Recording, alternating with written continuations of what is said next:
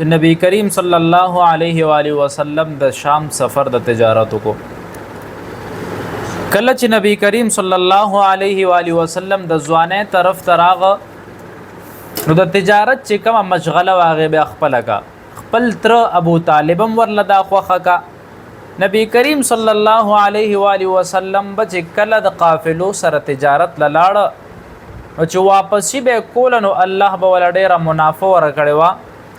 نو په لږ وخت کې د نبی کریم صلی الله علیه و آله وسلم د ذهانت د غي د اخلاقیات او د صادقیت د امینیت هغه چرچی ډیر لری پورې خلکو ته پیلو شوي او خلکو ته پته ولګي د خلکو ورته صادق القول چیرې د خو په خپل خبره کې رښتیاون کې د دروغ نه وي نو هغه سفرو کې چې کله کامیاب شو یو صحابي د عبد الله ابن ابي الحمصه رضی الله تعالی عنہ دې فرمای وی د بعثت نمخ کې زمانه کې نبی کریم صلی الله علیه و آله وسلم سره یو معاملہ راغه وی خبر لا ختم نه و نو ما ورته ما ته لګ ضرورت ته ویزر اعظم ته دلته ودرېګه دا معاملہ در سره ختموم ویزر لاړم ما نه ير شو وی معاملہ مې ملته ختمه قبل ځکه او درې ورځې پس چې زراغم وی د الله رسول مې وکړو ملته ولاړ وی نبی کریم صلی الله علیه و آله وسلم راته صرف دومره او وی تاسو ډېر په مشقت کې واچولم نو وی هغه وخت نه د الله رسول کې دومره تحمل وو دومره صبر پکې او چې درې ورځې یو سړی قول ته انتظار کې ولته کې ورته ودرېږي بیا چې کله د نبی کریم صلی الله علیه و آله وسلم نو مخ کې لاړ نو په هغه دوران کې خدیجه رضی الله تعالی عنها چې د قبیله بنو اسد یو معزز خزوا د دې مکه دوه خاوندان تیر شوی او چې کم دویم خاوند وغ ډیر مالدار داغه نه دې ته ډیر زیات مال پات شوی نو دی بدا سه کس کته چیرې کم دا سفر کیږي د شام طرف ته کیږي کم یو طرف تم سفر لذي نو چیرې هر یو سړی دا وي چې ما ته دې پدې کې منافع شي چې کله د الله رسول دا خبره اوریدا قتیمه یو د دې یو روارونو هغه ته وی چې تلان شدا کس وګوره د چرچی ډېر عام شوی دی د ابو طالب رواره د عبد الله زوی تو وګوره محمد صلی الله علیه و آله وسلم نو کله چې دی راغه غي د دې باره کې معلومات کو نو نبی کریم صلی الله علیه و آله وسلم د خپل تر موافقت سره داغه په قول باندې د تجارتی قافله قبول کا او ټیک ته دې سره به تجارت وکم اغه ور سره په خوشاله باندې خپل سامان ور سره کو یو میسرا او عزیز خزیمه ابن حکیم د نبی کریم صلی الله علیه و آله وسلم سره روان ک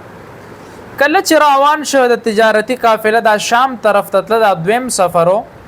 نو په دې لار کې یو سومعوا چې کم د دې راهبانو الت عبادتګاوی پدې کې یو راهب او نستورا کله چې نبی کریم صلی الله علیه و آله وسلم دی الت پاتشو دا نستورا وسلاړو د سمعانه س کتاب راواغست لاندې برا ټول نبی کریم صلی الله علیه وسلم چهره ته ګورو کتاب نسوي نو کله چې د خزیمه دا وکته دی وی زما پړ کې شک پیدا شو چیرې دا سړی سکی وجنیم سچل کوي نو دوی آل غالب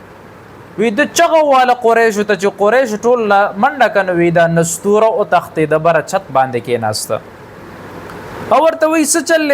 او نو وی د یره خبره نشته وی ما په خپل کتاب کې چې کم د نبی اخر الزمان صورت او هلیه کې تل راغه تک سړی ښکاری نو هغه مطمئن شو چې یاره دا سړی دا نقصان نور کوي نو دا عمده صرف دې کته کله چې تجارتی قافله واپس راځي خډيره منافع کړي دا منافعین پس هغه خزیمه دی لګیا د خدیجه رضی الله تعالی عنها توي ویره داسې عقل من سړی داسې ذهین او داسې با اخلاق سړی داسې سفر والا چې کم زه تبتلو نو په هغه وخت هغه ځکه کې دی منافع کړي دا خدیجه رضی الله تعالی عنها دا خبره دیړو ته کوشوا اغیم دا وکته اخم د لوی خاندان خزوا هغه پس بډېر لوی رشتې راتلې د چې دا وړي د چې داسې دیانتدار امانتدار خوش اخلاق پاکیزه شرافت او د تجارت نه یو واقف انسان دی او د نکاح خطبه پیغام ولېګا نبی کریم صلی الله علیه و آله وسلم تر دا د نبی کریم صلی الله علیه وسلم د پاره قبول کا هغه ورته جواب ورکړ ابو طالب خطبه پڑھاو کړی دا په دې وخت کې د نبی کریم صلی الله علیه و آله وسلم عمر 25 کال دی د خدیجه رضی الله تعالی عنها عمر 40 کال دی او په دې کې د دې ټول خاندان قریبي رشتہ دار د خدیجه رضی الله تعالی عنها عمر ابن اسد او ورقه ابن نوفل دا ټول په دې کې شامل وو نبی کریم صلی الله علیه و آله وسلم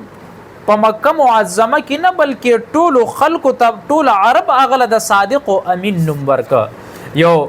هند وا خزه د هغه په خپل کتاب کې لیکل دي ویروي دا کم یو نوم چې نبی کریم صلی الله علیه و آله وسلم ته ملو شوی د صادق او امین وی دا لوی نوم دی په معاشره کې چرته چا داسې زردا نوم نه ملاويږي چیرې دې سړی کې امانت زیات دی دا سړی صادق دی د دروغ نه وي د دا یو نوم چې دی وی دې زما زړه وړی دی وی داسې عجیب نوم د تملو شوی دی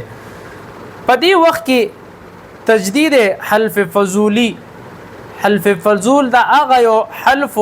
د عربو چې کم مخکې ځوانانو مخکې زمانه کې دی خپلو کې دا عهد کړو چې مونږ به ظالمانو خلاف ودرېږو او مظلومانو به مونږ مرسته کوو نو د حلف فضول ورته دی وجه نه ویل کېږي چې چا دا حلف اغسته او کم ځوانان د هغې ټولو په نوم کې فضل راتله